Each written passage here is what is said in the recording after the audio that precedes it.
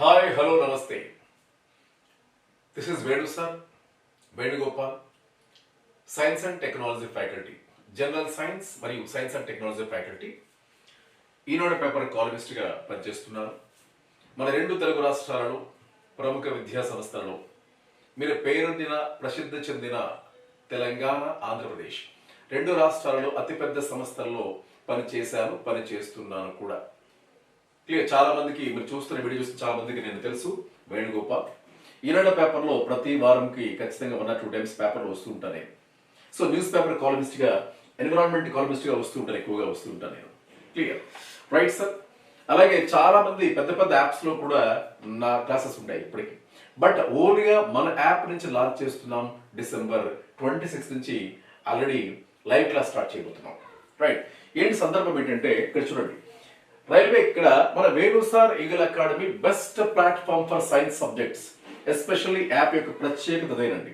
చూడండి, best platform for science subject. Railway department conduct చేసే ప్రతి ఎగ్జామ్ కూడా జనరల్ సైన్స్ అనేది ప్రత్యేకమైనటువంటి ఒక ఫోకస్ ఉంటుంది. క్లియర్, కాబట్టి ఈరోజు అనగా December 23, 2025 ఒక రైల్వే డిపార్ట్మెంట్ నుంచి గుడ్ న్యూస్ వచ్చింది మీకు. ఏంటది? ఎస్, ఒక షార్ట్ నోటీస్. ఇటీవల రైల్వే గ్రూప్ డి ఎవరైతే ఎగ్జామ్ సరిగా రాయలేదో, ఒకవేళ మిస్ అయిన వాళ్ళు కూడా, railway group D exam miss అయిన వాళ్ళు, సరిగా రాయలేని వాళ్ళు కూడా మరింత గుడ్ న్యూస్ ని చెప్తూ రైల్వే డిపార్ట్మెంట్ షార్ట్ నోటీస్ ఇవ్వడం జరిగింది. ఆ షార్ట్ నోటీస్ పేరే ఇక్కడ ఆ రైల్వే గ్రూప్ డిని, ఇందులో 22,000 పోస్టులు, అప్రాక్సిమేట్లీ 22,000 పోస్టులు ఉన్నాయి. దీనికి మళ్ళీ January 21 నుంచి ఆన్లైన్ అప్లికేషన్ చేసుకోవచ్చు మనం. అది February 20th online application close అవుతాయి. 10th క్లాస్ ఎలిజిబిలిటీతో మన లోకల్ లాంగ్వేజ్ లో ఎగ్జామ్ రాసుకోవచ్చు. మన లోకల్ ప్రదేశంలో మాత్రమే జాబ్ కూడా చేసుకోవచ్చు. అది కూడా ఈ యొక్క రైల్వే యొక్క ప్రత్యేకత అదే. మన లొకాలిటీలో జాబ్ వస్తుంది, 10th క్లాస్ ఎలిజిబిలిటీ, అలాగే లోకల్ లాంగ్వేజ్ లో ఉంటుంది. ఇక్కడ ఆన్లైన్ అప్లికేషన్ ఎప్పుడు స్టార్ట్ అవుతున్నాయి, ఎప్పుడు క్లోజ్ అవుతున్నాయి అనేది మొత్తం ఇవ్వడం జరిగింది. క్లియర్, అయితే ఏజ్ కూడా ఇవ్వడం జరిగింది. ఇప్పుడు మీకు January 1, 2026 నాటికి 18 ఏళ్ళు నిండి ఉండాలి, అలాగే 33 ఏళ్ళు దాటకుండా ఉండాలి. క్లియర్, అదొక మోస్ట్ ఇంపార్టెంట్ ఆస్పెక్ట్. సరే, అయితే ఇప్పుడు నేను చెప్పే పాయింట్, మన app name Venu sir eagle academy. దీన్ని యూట్యూబ్ లో ఫస్ట్ టైం మన ఓన్ యాప్ లాంచ్ చేస్తున్న సందర్భంగా రైల్వే డిపార్ట్మెంట్ ఎవరైతే రైల్వే జాబ్స్ కి ఎవరైతే ప్రిపేర్ అవుతారో వాళ్ళ కోసం ఇంతవరకు రైల్వే డిపార్ట్మెంట్ కండక్ట్ చేసినటువంటి అన్ని ప్రీవియస్ పేపర్స్, అంటే బయాలజీ, ఫిజిక్స్, కెమిస్ట్రీ.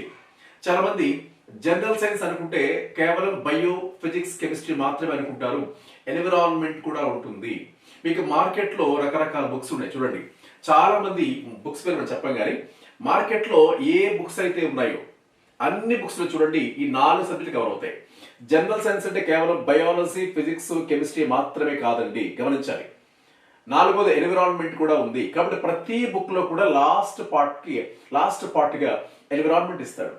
క్లియర్, కాబట్టి ఇంత 2025 వరకు 2025 వరకు రైల్వే డిపార్ట్మెంట్ కండక్ట్ చేసిన ప్రతి ఎగ్జామ్ లో, అంటే గ్రూప్ డి కావచ్చు, అసిస్టెంట్ లోకో పైలట్ కావచ్చు, జేఈ కావచ్చు, టెక్నీషియన్ కావచ్చు, ఏ ఎగ్జామ్ అయినా సరే ప్రతి ఎగ్జామ్ లో కూడా జనరల్ సైన్స్ లో ప్రీవియస్ పేపర్స్ ఏవైతే కండక్ట్ చేయబడ్డాయో ప్రతి పేపర్ లో ప్రతి బిట్ ని కలెక్ట్ చేసి మన యాప్ లో అప్లోడ్ చేశారు.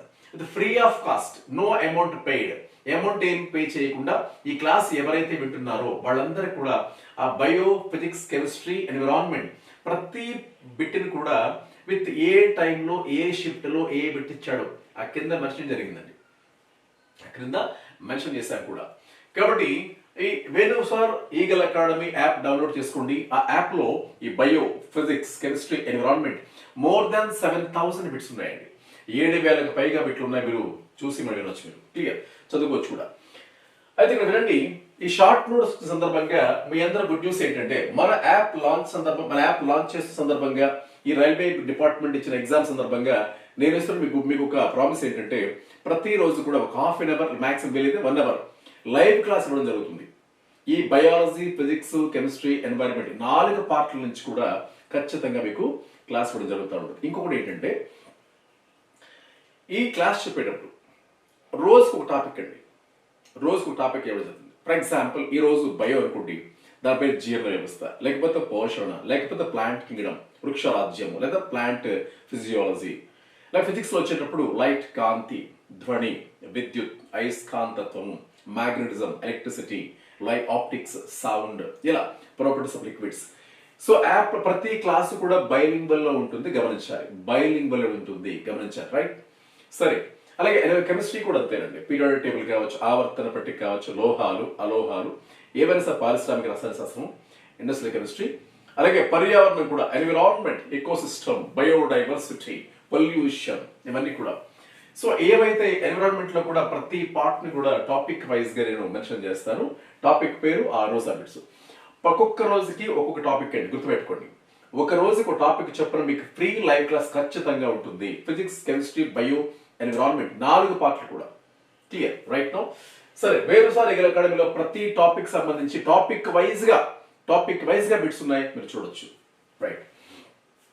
సరే సార్, మరి ఇదే కాకుండా 2026 లో జాబ్ క్యాలెండర్ రైల్వే వాళ్ళు రిలీజ్ చేశారు, మీ అందరికీ తెలిసిన విషయమే. క్లియర్.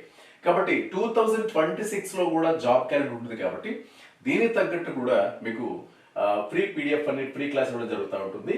26 ఆన్వర్డ్స్ మీకు చెప్పాను. ఎప్పుడు లైవ్ క్లాస్ ఎప్పుడు స్టార్ట్ అవుతుందండి? December 26 8 PM onwards live class start అవుతుంది, గమనించాలి. ఓకే, కాబట్టి జాబ్ క్యాలెండర్ వచ్చే సందర్భంగా ఈ రైల్వే డిపార్ట్మెంట్ ప్రిపేర్ అయ్యే ప్రతి అభ్యర్థి కూడా నేను ప్రామిస్ చేస్తున్నా, ప్రతి డే కూడా అట్లీస్ట్ ప్రతి టాపిక్ అయిపోయిన లైవ్ క్లాస్ ఉంటుంది. నెక్స్ట్, జాబ్ క్యాలెండర్ లో 2026 లో ఏ పోస్ట్ ఉన్నాయని చెప్పడం జరిగింది. చూడండి, ఫిబ్రవరిలో అసిస్టెంట్ లోకో పైలట్, మార్చిలో టెక్నీషియన్, ఏప్రిల్లో సెక్షన్ కంట్రోలర్, జూలైలో పారామెడికల్ అండ్ జేఈ, ఆగస్టులో NTPC, September ministerial isolated categories, అక్టోబర్లో గ్రూప్ డి అగైన్. చూసారా? కాబట్టి ఇన్ని పోస్టులు మనకు వస్తున్నాయి. కాబట్టి ఖచ్చితంగా ఇంతకుముందు రైల్వే డిపార్ట్మెంట్ వాళ్ళు ప్రత్యేకంగా అనౌన్స్ చేశారు, ఎవ్రీ ఇయర్ నోటిఫికేషన్ ఉంటుంది అని. వాళ్ళు చెప్పినట్టుగానే గత ఏడాది, ఆ ముందు ఏడాది, ఇప్పుడు కూడా ఎవ్రీ ఇయర్ కూడా మనకి ఇవ్వడం జరుగుతూ ఉంటుంది. Clear, right sir? అయితే ఇందులో భాగంగా కొన్ని జర్నల్స్ సంబంధించి కొన్ని బిట్స్ చూద్దాం. First of all bio, physics, chemistry, environment, 4 పార్ట్ల నుంచి కొన్ని ఎగ్జాంపుల్ కొన్ని బిట్స్ ఇవ్వడం జరిగింది. చూడండి బయటలో మనం, right? First one, which cell organelle detoxifies toxins and drugs? ఏ కణాంగము విష పదార్థాలను, డ్రగ్స్ ని తటస్థపరుస్తుంది, న్యూట్రల్ చేస్తుంది, బాడీకి ఇబ్బంది లేకుండా?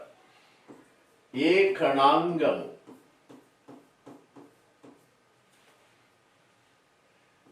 విషాలను, విష పదార్థాలను, డ్రగ్స్ ని శరీరానికి హాని కలగకుండా తటస్థపరుస్తుంది అంటాడు. రైట్. ప్రస్తుతానికి త్వరలో రాస్తున్నాను, తర్వాత ఖచ్చితంగా మీకు ఆన్లైన్ లో డబ్బింగ్ ఖచ్చితంగా కంప్లీట్ రాసే ఉంటుందండి. అయితే కణాంగం పేరేంటి ఇక్కడ? రైబోజోముల, మైటోకాండ్రియానా, గాల్జీ సంక్లిష్టమా, అంతర్జీవ ద్రవ్యజాలమా అని అడిగాడు. క్లియర్. ఇందులో ఆన్సర్ ఏంటంటే అంతర్జీవ ద్రవ్యజాలం. ఇది ఎలా అంటే, మన సైటాలజీలో కణశాస్త్రం చాలా చాలా ఇంపార్టెంట్. రైల్వేకి సైటాలజీ, ప్లాంట్ కింగ్డమ్ ఖచ్చితంగా మార్క్స్ వస్తాయి. రైబోజోముల పనేంటి? ప్రోటీన్ల సంశ్లేషణ. మైటోకాండ్రియా పనేంటి? కణ శ్వాసక్రియ. గాల్జీ సంక్లిష్టము ప్రోటీన్ల స్రావకం గ్రంథి కణాలలో. అంతర్జీవ ద్రవ్యజాలం యొక్క పని విష పదార్థాలను, డ్రగ్స్ ని తటస్థపరుస్తుంది. ఇవే కాకుండా ప్రోటీన్ల తయారీ, లిపిడ్ల తయారీ, ఆహార రవాణా, కణాస్థి పంజనకు వ్యవహరించుట, చాలా ఆన్సర్లు ఉంటాయి. Clear. Okay, second one, what is epidemiology? ఇక్కడ ఎపిడెమియాలజీ బ్రిటిష్ కాలంలో ఎపిడమిక్ అనే యాక్ట్ కూడా ఉండేది మనకి. Epidemiology clear, right no? Sir, epidemiology మీకు గతంలో కోవిడ్ వచ్చేటప్పుడు కొన్ని పదాలు మనకు వినిపిస్తూ ఉండేవండి. ఎండమిక్, ఎపిడమిక్, పాండమిక్ అని. ఎండమిక్ అంటే దాని అర్థం ఏంటంటే ఒక ప్రత్యేక ప్రాంతానికి మాత్రమే పరిమితం అని అర్థం. ఎపిడమిక్ అంటే అర్థం ఏంటంటే, ఒక ప్రాంతం నుంచి మరొక ప్రాంతానికి వ్యాధులు విస్తరిస్తూ కొన్ని వేల మంది వ్యాధి బారిన పడుతూ ఉంటారు. అది ఎపిడమిక్ అంటే, మహమ్మారి అంటారు తెలుగులో. మరి పాండమిక్ అంటే ఏంటి మరి? ఎస్ సార్, పాండమిక్ అంటే ఏంటంటే ప్రపంచవ్యాప్త వ్యాధులు, లేదా దేశమంతా లేదా ప్రపంచవ్యాప్త వ్యాప్తిస్తుంటాయి అలాంటి పాండమిక్ అంటాం. ఇంగ్లీష్ వర్డ్స్ కూడా. ఎండమిక్ అంటే ఒక ప్రాంతానికి, హైదరాబాద్ లో ఉన్న వ్యాధి చిత్తూరులో, వరంగల్లో, వైజాగ్ లేకపోవచ్చు. ఎండమిక్ వ్యాధి అంటాం. ఎండమిక్ జంతువులు అంటారు ఒక్కోసారి. ఎండమిక్ జంతువులు అంటే పర్యావరణ పరంగా ఏదో ఒక ప్రాంతంలో మాత్రమే ఉంటాయి. కంగారు ఎక్కడ ఉంటుంది? ఆస్ట్రేలియా, ఇంకెక్కడ ఉండదు. స్విఫ్ట్ జపాన్, బర్రె ఇండియా, ఇంకెక్కడ ఉండదు అది కదా. అలా ఎపిడమిక్ అంటే ఏంటి చూద్దాం. అంటే ఏంటి చెప్పాము ఇక్కడ, ఒక ప్రాంతం నుంచి మరొక ప్రాంతానికి వ్యాధులు విస్తరిస్తూ అత్యధిక ప్రజలు వ్యాధి బారిన పడతారు. Study of the occurrence and spread of the disease large population. ఇదిగోండి, అత్యధిక ప్రజలలో వ్యాధి వ్యాప్తి అంటాడు. అత్యధిక ప్రజలలో వ్యాధి వ్యాప్తి. ఇప్పుడు మనం చెప్పుకున్నది ఇదే కదా, స్టార్టింగ్ వచ్చింది అది యాక్చువల్గా. ఇదే ఆన్సర్ ఐటమ్. ఇప్పుడు సెకండ్ అని చూద్దాం. Study of malnutrition in large population. అత్యధికులలో పోషకాహార సమస్య. ఇది మనం చెప్పట్లా, పోషకాహార సమస్య గురించి ఇక్కడ చెప్తా ఉన్నాడు. తర్వాత ఇది చూద్దాం. Study of health care provisions for large population. అత్యధిక ప్రజలలో ఆరోగ్య పరిరక్షణ సూత్రాలు. అంటే ఆరోగ్య పరిరక్షణ సంబంధించి హైజీన్, రైట్ నో. ఇది కూడా study of diagnosis and symptoms of the cholera disease. Cholera వ్యాధి లక్షణాలు, దాని యొక్క వ్యాధి నిర్ధారణ అనేది అడుగుతా ఉన్నాడు. యాక్చువల్ ఎపిడమిక్ వ్యాధికి ఉదాహరణ అంటే కలరా చెప్పొచ్చండి. బట్ ఎపిడమియాలజీ అంటే ఏంటని అడిగాడు. కాబట్టి ఒక ప్రాంతం నుంచి మరొక ప్రాంతానికి వ్యాధులు విస్తరిస్తూ వేల మంది వ్యాధి బారిన పడితే ఎపిడమియాలజీ అంటాం. Example cholera. Clear. Next, bone is a example of which of the following types of tissues. ఇందులో ఎముక ఏ రకమైన కణజాలము అని అడిగాడు. ఎముక ఏ రకమైన కణజాలము అని. Clear. Epithelial tissue, muscular tissue, connective tissue, nervous tissue. Epithelial అంటే అర్థం ఏంటంటే ఉపకళ, కణజాలం. మస్కులార్ కండర కణజాలం. కనెక్టివ్ సంయోజక కణజాలం. నాడీ కణజాలం. సరే, ఇలా ఉపకళ కణజాలం అంటే శరీరం కింద ఉండే పొరండి ఉపకళ. కండర కణజాలం అంటే శరీరాన్ని కాపాడుతూ లోపల భాగాన్ని కాపాడే కండర కణజాలం. దీని డీటెయిల్ చెప్పుకున్న టాపిక్ ఉంటుంది మనకి.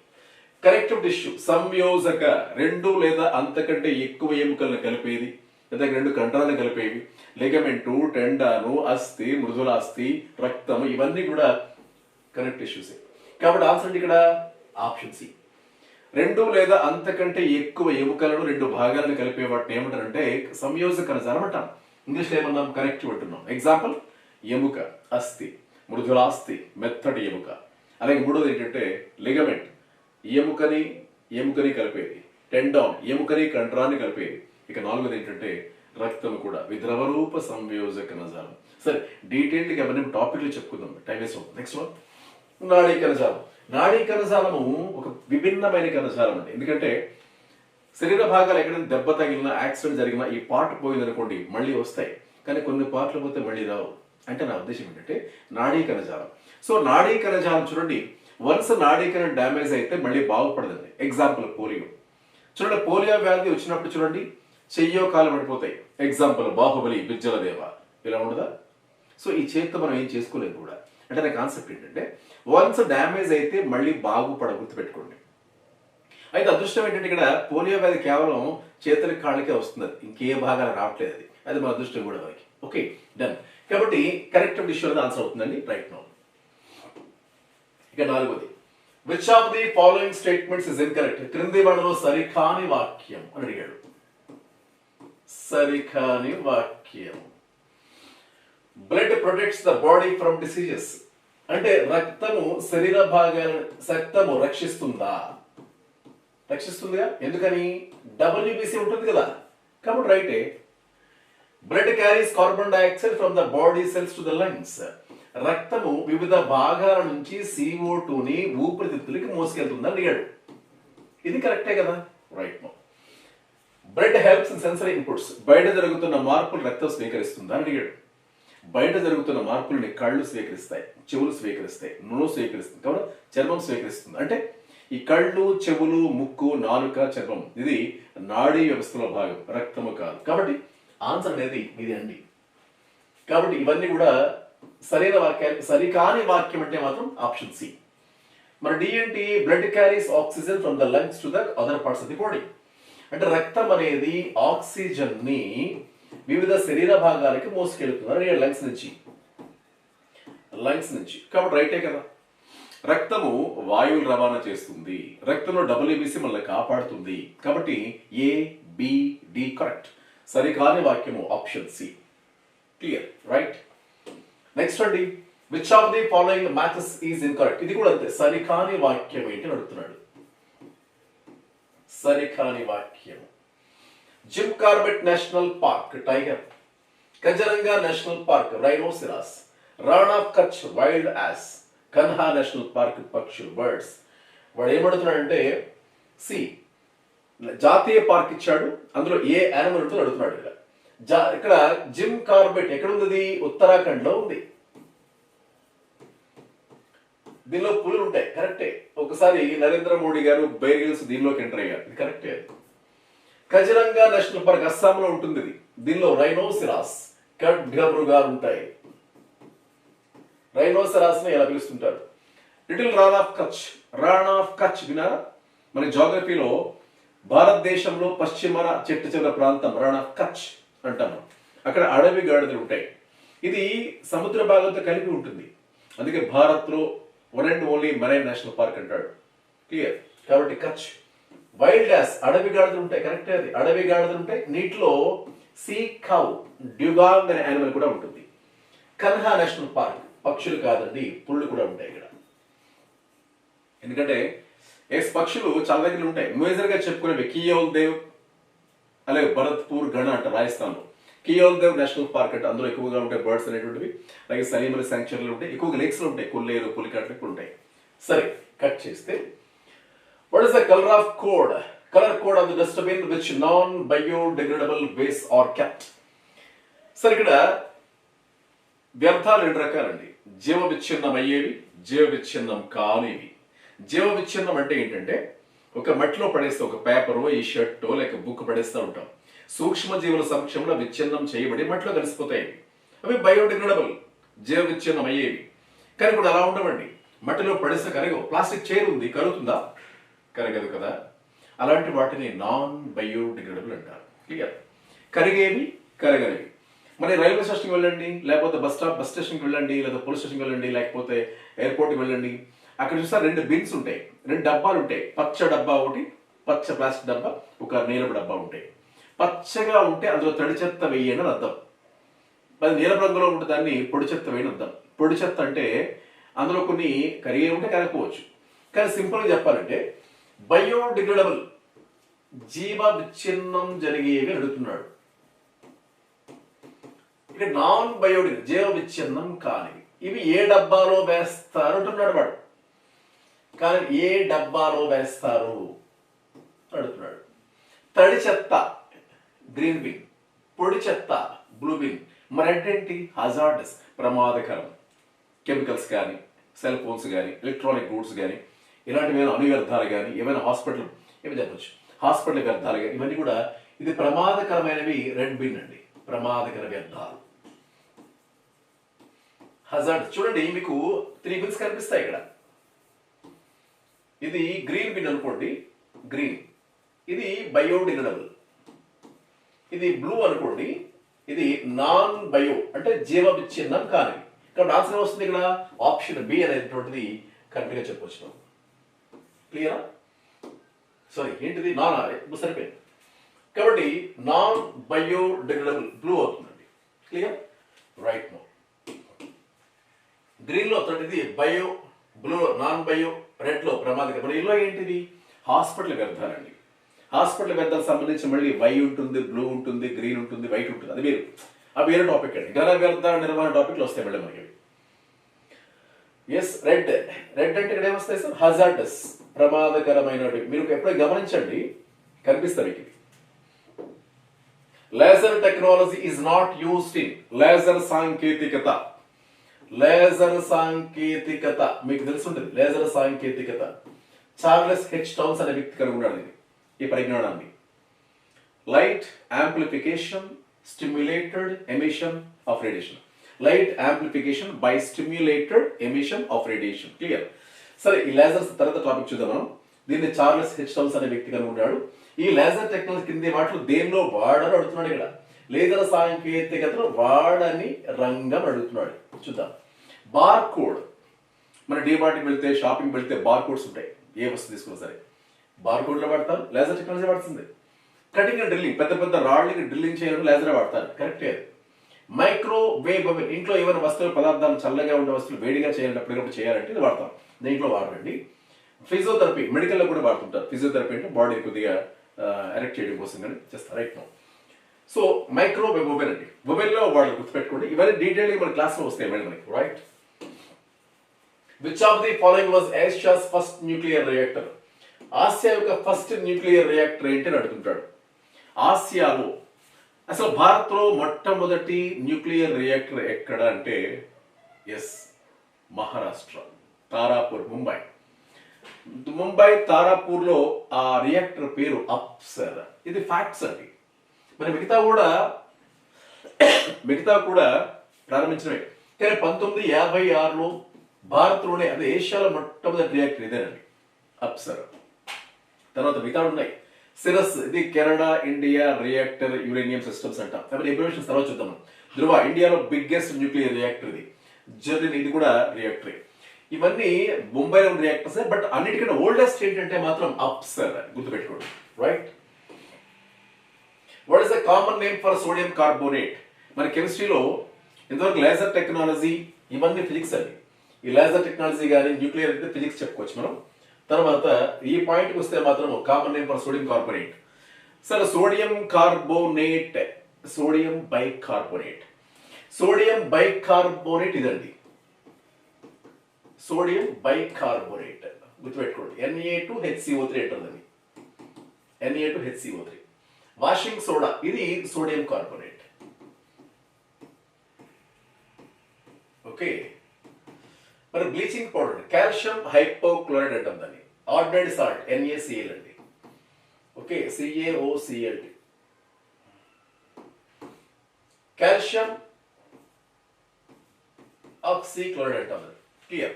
సరేనండి. ఇక్కడ నేను చెప్పే పాయింట్ ఏంటంటే మనకి మెయిన్ ఆన్సర్ ఏంటి ఇక్కడ? Common name for sodium carbonate. Sodium carbonate ని దేనికి వాడతారంటే వాషింగ్ సోడాకి వాడతారండి, విత్ ఫార్ములాతో సహా. ఇక్కడ 4 ఆప్షన్లు చెప్పారంటే రాబోయే క్లాసుల్లో 4 ఆప్షన్లు కూడా చెప్పడం జరుగుతుంది. అది నా కాన్సెప్ట్ అండి. అంటే క్వశ్చన్ తగ్గ ఆప్షన్ చెప్పుకుంటూనే మిగతా 3 ఆప్షన్స్ కూడా మన క్వశ్చన్ ఫ్రేమ్ చేయగలగాలి. Clear. Right sir. Which paste is applied to the non sticking vessels? సరిగా మనం వండేటప్పుడు వంట పాత్రలో పదార్థాలు అంటుకోకుండా పూసేటువంటి పూత ఏంటంటున్నాడు. క్లియర్. పదార్థాలు అంటకుండా పాత్రలకు పూసే పూత ఏంటి అడుగుతున్నాడు. Clear. Right no. Velcro, oil, teflon, polystyrene. Clear. ఇక్కడ టెఫ్లాన్ అండి. దీన్ని పాలీ టెట్రా ఫ్లోరో ఇథిలీన్ అంటారు. దీన్ని పూర్తి పేరు యాక్చువల్గా పాలీ టెట్రా ఫ్లోరో ఇథిలీన్. ఇది పూర్తి పేరు టెఫ్లాన్ అండి. వంట పాత్రలకు ఫుడ్ అంటుకోకుండా చెప్పేటువంటి కెమికల్ ఇది. ఆయిల్, వెల్క్రో, ఇవేంటంటే 2 ఆబ్జెక్ట్స్ ని విడిపోకుండా అతుక్కోవడానికి. అంటే ఫర్ ఎగ్జాంపుల్ మ్యాట్ కింద కావచ్చు, లేకపోతే షూస్ దగ్గర కావచ్చు, అటు చుట్టూ గమ్ములు అంటిస్తుంటాం మనం, ఉడదీస్తుంటాం మనం. అలాంటి పదార్థాలు 2 వస్తువులు అతికించడానికి, విడదీయడానికి ఉపయోగించేటువంటి మెటీరియలే వెల్క్రో అంటాం. ఆయిల్ మనకు తెలిసింది. పాలిస్టీరీన్, ఇది కూడా ప్యాకేజింగ్ వాటిలో పరిశ్రమలో చాలా దగ్గర వాడుతూ ఉంటారు. క్లియర్. కాబట్టి వంట పాత్రలకు పదార్థాలు అంటుకోకుండా ఉపయోగించే రసాయనం ఏంటిది? టెఫ్లాన్ అని చెప్తూ ఉంటాం. క్లియర్. ఇలా కేవలం ఇంట్రడక్షన్ చెప్పాను సార్. ఇది బయాలజీ, ఫిజిక్స్, కెమిస్ట్రీ, ఎన్వైరన్మెంట్ కూడా మనం చెప్పుకుంటూ ఉంటాం. క్లియర్. కాబట్టి ఇవి కేవలం 4 ఆప్షన్లు ఉంటాయి. క్లాస్ చాలా బాగుంటుంది, మీరు గమనించండి. నా క్లాస్ విన్న వాళ్ళకి చాలా మంది తెలిసే ఉంటుంది ఎంతో ఫన్నీగా ఉంటుందో. Content with comedy, education with entertainment. Clear. Thank you so much. దీన్ని మనం ఈ యాప్ డౌన్లోడ్ చేసుకోండి. మళ్ళీ చెప్తున్నాను మీకు, ఫ్రీ క్లాసెస్ కావాలంటే మాత్రం ఖచ్చితంగా వేణుసార్ ఈగల్ అకాడమీ అనేటువంటి ఖచ్చితంగా యాప్ డౌన్లోడ్ చేసుకోండి. ఆ ఫ్రీ మెటీరియల్ పొందండి, క్లాస్ కూడా ఎంజాయ్ చేయండి. Thank you so much, love you all.